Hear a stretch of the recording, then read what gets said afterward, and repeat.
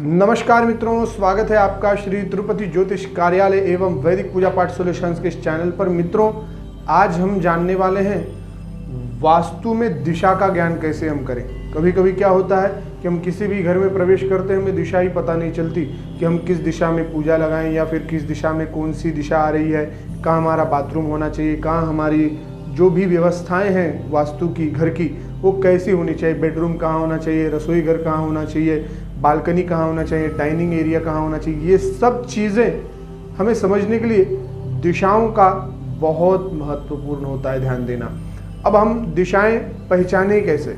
सबसे पहले हमें 4 दिशाओं का ज्ञान करना है, फिर उसके उपदिशाओं का भी ज्ञान करना है। टोटल 8 दिशाएं मुख्य होती हैं जिनसे हम वास्तु का ज्ञान प्राप्त करते हैं। आप जानते ही हैं, पूर्व, पश्चिम, उत्तर और दक्षिण, ये 4 नाम।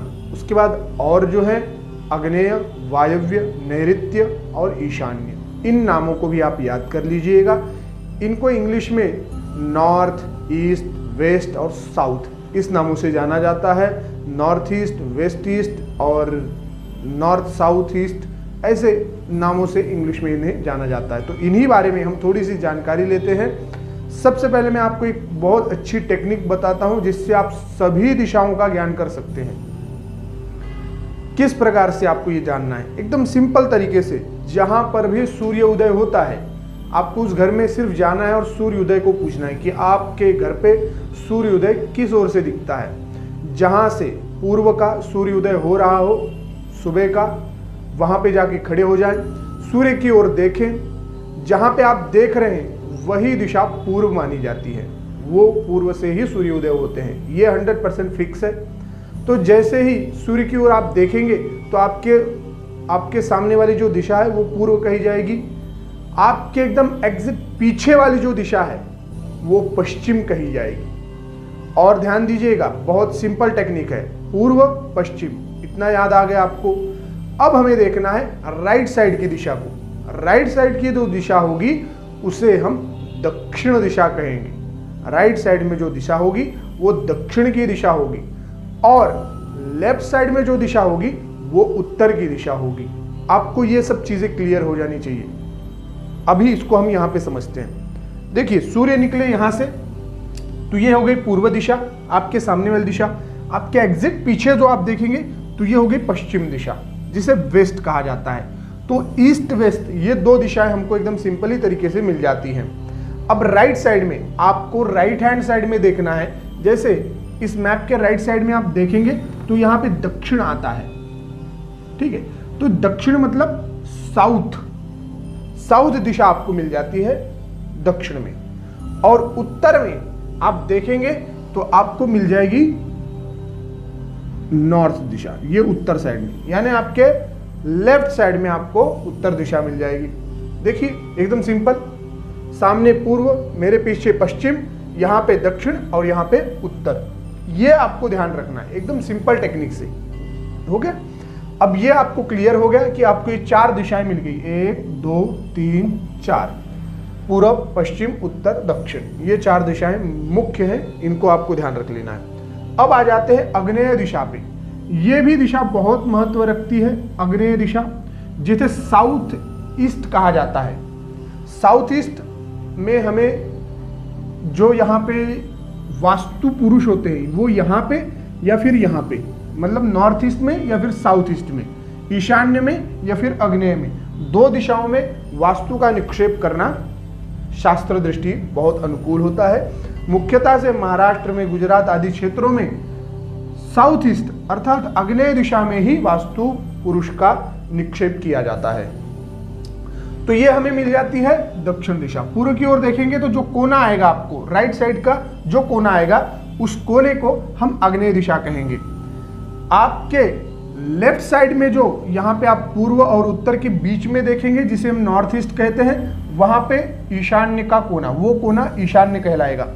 उसी के जस्ट नीचे आएंगे तो वायव्य का कोना हो जाएगा, जिसे नॉर्थ वेस्ट कहा जाता है मित्रों। और जो हमारा यहाँ पे दक्षिण और पश्चिम का कोना होगा उसे हम नैऋत्य दिशा कहते हैं। ये सब दिशाएं बहुत महत्व रखती हैं इन दिशाओं से हमें पूरा घर का एक विश्लेषण करना होता है। अब ये हो गया, आपको दिशाओं का ज्ञान हो गया। अब इनके देवताओं के बारे में जानते हैं। सबसे पहले अब एक और मुख्य चीज को मैं आपको पहले बता दूं, इसे कहते हैं ब्रह्मस्थान या फिर आपके वास्तु का सेंटर, इसे हम कहते हैं ब्रह्मस्थान। आप यहां से एक लाइन मारे और यहां से मारे, बीच में जो स्थान आएगा उसे हम ब्रह्मस्थान कहते हैं, जो कि इनके बीच में भी आएगा, इनके बीच में भी आएगा और इनके बीच में भी आएगा। आप जितने लाइन करेंगे यहां से सबके बीच में आएगा, और जो बीच वाला पॉइंट होगा उसे हम ब्रह्मस्थान कहते हैं, जो कि सेंटर होता है पूरे भी वास्तु का। और वहां पे विधि की जाती है, मधु कलश की विधि होती है, उसमें भी एक बहुत अच्छा विधान है, मैं आपको वो जरूर समझाऊंगा। वास्तु समझने के लिए ये दिशाएं बहुत महत्व रखती हैं। तो इन दिशाओं के स्वामियों के बारे में जानते हैं, दिशाओं के मुख्यतः। अब यहाँ पूर्व में जो है यहाँ पे सूर्य आ जाएंगे महाराज, पश्चिम में जो है यहाँ पे शनि आ जाएंगे, और यहाँ दक्षिण में जो है मंगल आ जाएंगे, यहाँ उत्तर में बुध आ जाएंगे। हो गया, ये आपको क्लियर हो गया। अब ईशान्य में जो है यहां पे आपको मिलेंगे गुरु, और अग्नेय में आपको मिलेंगे शुक्र।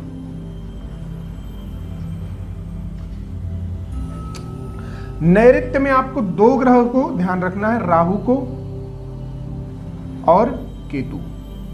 ये दोनों ग्रह यहां पे रहते हैं। और नॉर्थ वेस्ट में, वायव्य में यहां पे आ जाएंगे सूर्य, सोम, बुध, गुरु, शुक्र, शनि, राहु, रवि। इधर आ जाएंगे मंगल, चंद्र। ये चंद्र यानी सोम। ये सब ग्रह जो है यहां पे स्थान में फिक्स हो जाते हैं और ये ब्रह्म स्थान में आ जाते हैं। तो ये दिशाएं आपको ध्यान रखनी है, इन देवताओं को ध्यान रखना है।